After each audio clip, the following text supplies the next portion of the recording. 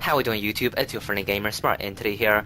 Today we're just going to do a first look, first impressions video on the new event or the new operation that came out today. Basically, it's going to be Operation Gatecrash. So, as far as storyline goes, basically the Guinea are going into the Orkan derelicts, and it's your mission to try to basically sabotage them, stop them. And while you're at it, you can get up to 3 Guinea item caches. So this is going to be the first node, Earth. Overall, it's honestly not that impressive.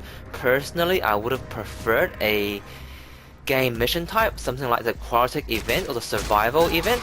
But this is just another sort of repetitive. Okay, this is not good. Running around without a head is always good due to lag. But yeah, so generally this is not as good a mission type. It's basically a very repetitive type. And overall, it's a lot of repetition. Okay, so here's what you need to do, or the gist of the mission. So you got 2 consoles you need to activate. You activate one and you protect it until it reaches 50%. Not unlike mobile defense. Once it reaches 50%, you will want to activate the next console, which is over here. And you activate this one, and once that's activated, you need to protect the second module until it reaches 100%. If you do reach 100%, this gate, Stargate or whatever gate you call it, opens, and you can travel through it. Good work. And clearly this thing is now bugged. Now travel through the portal. Let's try that again. To go on the offensive. You found a second cache. My readings indicate one more. Okay, so clearly this game is bugged. This is not supposed to happen, but welcome to beta. So once you reach 100%, you go through this gate. And okay, this game is clearly bugged. This is not supposed to happen. You're supposed to travel through this gate and go to the map tile state. Okay, so this is one of those welcome to beta times, and you simply just have to abort the mission and restart. Okay, so we are approaching 100% again. See if we can get through this time. So that's what's supposed to happen. You go through here, and it's basically quite similar to what you see when you first start the game, and the machine that War uses to force open the void. You keep on going, you go into the planet tile that you're on. So I'm on Earth right now. I go to the Earth tile, and you need to hunt down 2 Guinea, I guess, sub-bosses. So here's one. And the trick is to hit them on the back here to do damage. If you hit them in normal body parts, you won't do any damage, but if you hit them in this, I guess, glowing part, you will do damage. So yeah, so you can see all the zeros that's popping up. So if you hit them in the face straight up, you don't do damage. I'm just using a level 10 Electron Wraith right now, so I'm not really doing myself any favors, but they are quite weak. I'll show off the later maps shortly, but that's pretty much it. Once you down these guys, you want to pick up this drop, which is at the marker here. Get out there. Okay, so you want to pick up this void key thingamajig here, and you will want to go back.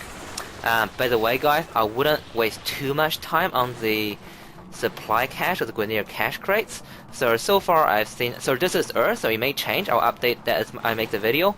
But so far I've seen 3,000 credits. I've seen 50 Oxium, T2 capture.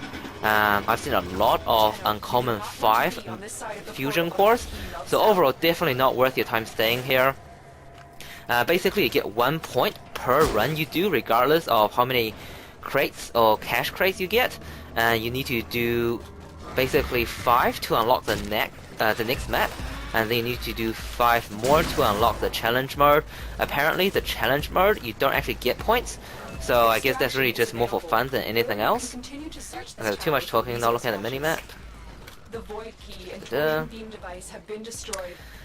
So you do want to do overall at least 15 runs in total. So as usual, for 5 runs you get the badge. Of course you unlock the next node on I believe it's Phobos, and then you do 5 more, and then you unlock the node on Ceres, and you get the 4 event moths, and you do 5 more, you get the sheath dagger, and of course you get the challenge node back on Phobos. just before my teammates come back, we'll just have a look at the levels here. So on Earth, so here we go.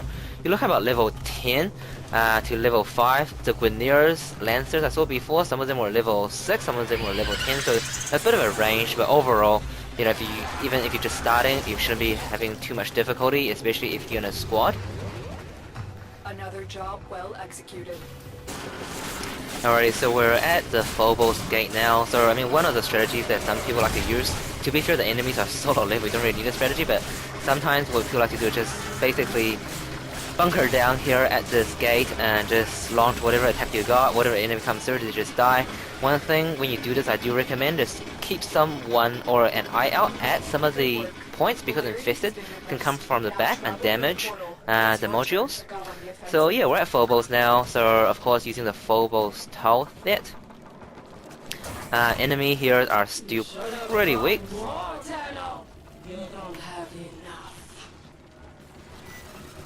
So again we see these two ladies. There's the torsion beam device, but they've The same bosses, same story. So these guys, I'll just try to catch. Okay, so that's done. I'll just try to catch one of the enemies just to have a look at the levels, but seeing as they are dying just so fast, it's hard to get one.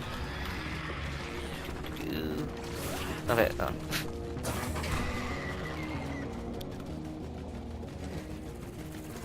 So yeah, I mean, you need to do this 15 times to get all the rewards, so I'm sure you can appreciate how it gets a bit boring after, you know, a couple of runs.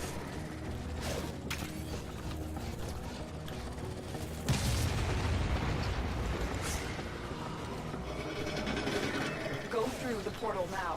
It's about to collapse. Yeah, so enemies here are about level 18-ish. So again, very simple. You just have to do it 5 times on this map also.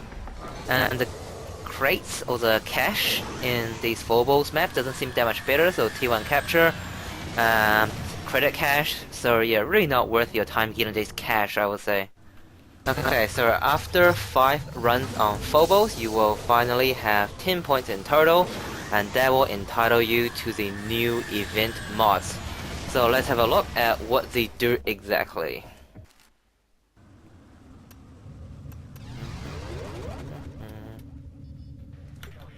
Yep, message from Lotus, no surprise there, so here we go. So 20% slash damage, you do have 5 ranks on that one. Okay, so it seems to be 20% slash damage for each of the 4 weapon types: shotgun, rifle, pistol, and melee. Overall, I mean, for the melee one, maybe there's some application, but for the rest, I'm finding it hard to believe that they will be in good use. I'll have to do some experiments, but at this stage, they do not seem to be as good as the dual elemental proc mods. Okay, so we're on series, the final stage of this very grindy event. Enemies here are about level... missed them. So level 26-ish, so still very low. One thing to note, the more points you get, the harder this do become. Now the main thing I've noticed at this stage is a reduction in shield. There may be other parameters such as damage decrease and whatnot, but nothing seems to be too significant at this stage.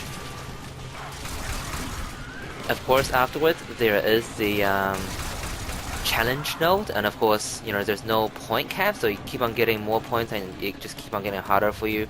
At this stage, I really don't see myself playing much of that at all. One, because there's really no good reward as far as I can see, and secondly, you know, as far as time spent, you know, if you want a challenge, go play your T4 survival, 60-minute plus. It's just much better than this. And more importantly, you know, the amount of time required to collect points and increase the difficulty of this is just too much and really not worth your time. Initially, when this event first started, I was hoping to get to some, you know, serious difficulty, and having to, you know, figure out good plans, good frame compositions to carry on. But at this stage, that doesn't seem to be required. I can see why they're doing this. Obviously, they're trying to make this event playable by solo players, as well as the wider percentage of the population, I guess. But yeah, overall, it's just a very easy event, very grindy. But overall, hey, you get free stuff, and obviously, a bit of more storyline is always good for the game. You should have cried more, Dano. You don't have enough. So I literally have been using Rhino for pretty much all my runs. There's really not much strategy required for these enemies, but what you can do with Rhino is once you get them to a good spot and you do a stomp, there's a very short duration where they are temporarily stunned. I think overall probably Nova with Molecular Prime would be a bit more better with this, but again, these devils are solo enemies, you don't really need to worry about it at all.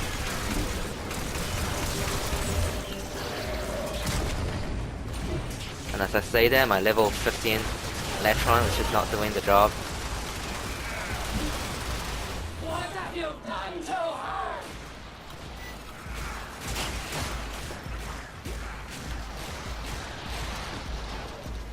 I guess I better revive some of these guys. Okay, so there goes the 15 missions. The event is done. Now, towards the end, I actually do kind of understand where the developer was trying to go with this point increase system. So the more points you get, the weaker you get. At the end, I can see a decrease in shield, decrease in vitality, as well as a decrease in armor. I was casting Iron Skin, and it actually just took one shot from a level 26-ish enemy to remove Iron Skin altogether. But overall, it's by no means a hard event, just because, even if you run solo, it comes with like a 37 Boulder Prime Soma, Latron Prime, or Latron Wraith. You can still quite easily finish the event. So ultimately, at the end, you get this little weapon, the Sheath. Now, I haven't had a chance to test it out yet, but just looking at the stats, it's not a good weapon. Overall damage is quite mediocre, definitely not on the high end. Looking at something like, the Dragon Arcana, the sort of 70-80 damage range. And then looking at the crit here, so it's definitely not viable for a crit build. And of course, the attack speed is actually surprisingly low. So overall, it seems to be quite a bad weapon on paper. Probably have to do a bit of testing just to make sure it is. But I'm quite surprised that an event weapon is as bad as this. But hey, it does come with a free slot as well as a free potato, so can't complain there. Alright guys, that's pretty much it. Please like, comment, and subscribe, and I'll see you guys in the next video. Cheers.